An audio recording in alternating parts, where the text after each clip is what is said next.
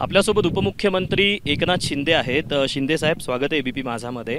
खरं तर गेल्या काही काळापासून आपल्या राज्यामध्ये प्रामुख्याने विषय गाजतोय तो म्हणजे हिंदी भाषेचा। सरकार तिसऱ्या भाषेची सक्ती करते असा आरोप विरोधकांकडून केला जातोय। शिवसेना म्हणून काय आपली भूमिका आहे, याशिवाय सरकार म्हणून आपली काय भूमिका आहे? पहिली गोष्ट तर शिक्षण मंत्र्यांनी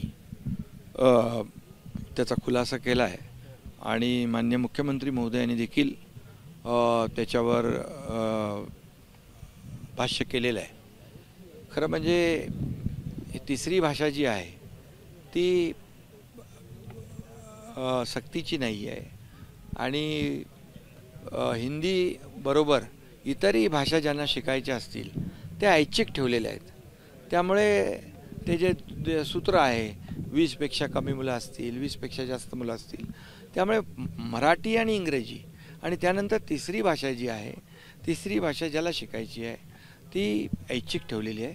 त्यामुळे सक्ती अशी केली नाही। आता हिंदीच्या ऐवजी कोणाला संस्कृत घ्यायचं आहे, कोणाला आणखी कुठली भाषा घ्यायची आहे, तर तो काय रेशो विद्यार्थ्यांचा ठेवलेला आहे त्याप्रमाणे त्याचा खुलासा शिक्षण मंत्र्यांनी केला आहे आणि खुद्द मुख्यमंत्री महोदयांनी देखील केलेला आहे। याचं फक्त राजकारण इतर लोक करतायत। या पार्श्वभूमीवर आदित्य ठाकरेंनी एक ट्विट केलेलं होतं की गिरगावमधलं उद्धव ठाकरेंनी सुरू केलेलं मराठी रंगभूमीचं दालन हे सरकारकडनं बंद पाडण्याचा घाट घातला जातो आणि त्या कार्यालयामध्ये इतर कार्यालयं घुसवली जात आहेत। असं बघा, खरं म्हणजे असं कुठलंही आता हे खोटे नाटे आरोप करणं, चर्चा घडवून आणणं, हे आता मुंबई महापालिकेची निवडणूक आल्यामुळे मराठी माणूस आणि मुंबई महाराष्ट्रापासून तोडणार ही आवई उठवतील आणि दरवेळेप्रमाणे मराठी माणूस आणि मुंबई। पण तुम्हाला मी सांगतो, खऱ्या अर्थाने मराठी भाषा ही आपली मायभूमी आहे, मायभाषा आहे, मातृभाषा आहे आणि ही मायमाऊली आपली आहे। त्यामुळे कुठल्याही परिस्थितीमध्ये महाराष्ट्रामध्ये आपल्याला मराठी भाषेला कुठंही म्हणजे त्याला आपण काय म्हणतो, मराठी भाषा ही आपली हक्काची भाषा आहे आणि मराठी भाषा आपण तर मराठी भाषेला अभिजात भाषेचा दर्जा मिळावा म्हणून आपण प्रयत्न केला, तो केंद्र सरकारने देखील मान्यता दिली।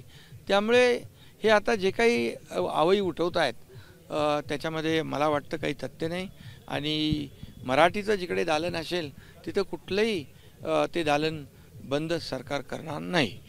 उद्धव ठाकरे यांच्या गटाकडनं, यांच्या पक्षाकडनं सातत्यानं तुमच्यावर गुवाहाटी, कामाख्या देवी या अनुषंगाने आरोप केले जात आहेत।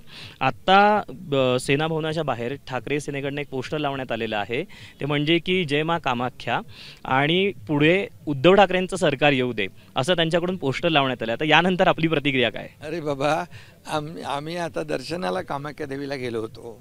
आता त्याच्याबद्दल किती काय काय त्यांनी आमच्यावर आरोप केले, काय आरोप केले, आमच्याबरोबर ज्या महिला आमदार होत्या त्यांच्याबद्दल किती अश्लील बोललं गेलं, आमदारांच्याबद्दल अश्लील बोललं गेलं, किती अगदी खालच्या पातळीवर जाऊन बळी देण्यापासून काय आरोप सगळे केले आम्हाला। आता त्यांना मला वाटतं बरं आहे, सुबुद्धी आले, कामाख्या मातेने सुबुद्धी दिली आहे की आता कामाख्या मातेची त्यांना आठवण झाली आहे। पहिलं कामाख्या मातेवर पण, देवीवर पण त्यांनी त्या ह्याच्यामध्ये शिंतोडे आरोप केले। पण मी तुम्हाला सांगतो, कामाख्या माता बघा, काम करणाऱ्यांच्या आणि प्रामाणिक काम करणाऱ्यांच्या आणि राज्याचा विकास करणाऱ्यांनाच आशीर्वाद देते। यासोबत शिंदे साहेब, गेल्या काही काळापासून राष्ट्रवादी म्हणजे अजित पवारांची राष्ट्रवादी आणि तुमचे जे मंत्री आहेत त्यांचे एकमेकांमध्ये व्हिडिओ वॉर, एकमेकांमध्ये आरोप प्रत्यारोप पाहायला मिळतात। भरत गोगावलेंचे काही व्हिडिओ समोर आलेले होते। हे रायगडच्या पालकमंत्री पदासाठी चालले सगळं? भरत गोगावलेंनी त्याच्याबद्दल खुलासा केलेला आहे, त्यामुळे मला आणखी त्याच्याबद्दल काय बोलण्याची आवश्यकता वाटत नाही। पण सातत्यानं संजय शिरसाट असतील किंवा भरत गोगावले असतील यांना कुठेतरी टार्गेट केलं जाते, म्हणजे राष्ट्रवादीकडून नव्हे पण इतरांकडूनही, म्हणजे सेनेच्याच मंत्र्यांना। प्रत्येकाने, आपण मंत्री आहोत, आपलं लोकांसाठी आपलं उत्तरदायित्व आहे आणि त्याप्रमाणे आपण काम केलं पाहिजे। हे प्रत्येकाने आपल्याला दिलेली जबाबदारी जी आहे, मंत्री पदाची असेल किंवा आणखी कशाची असेल, या पदाचा वापर सर्वसामान्य जनतेला झाला पाहिजे। हे प्रत्येकाने त्या पद्धतीने काम केलं पाहिजे, तसं आम्ही काम करतो आहे। एक शेवटचा प्रश्न, आगामी महापालिका निवडणुका आहेत, याच्यामध्ये तुम्ही दिल से तर महायुतीसोबत आहात, पण मनसे कुठे आहात?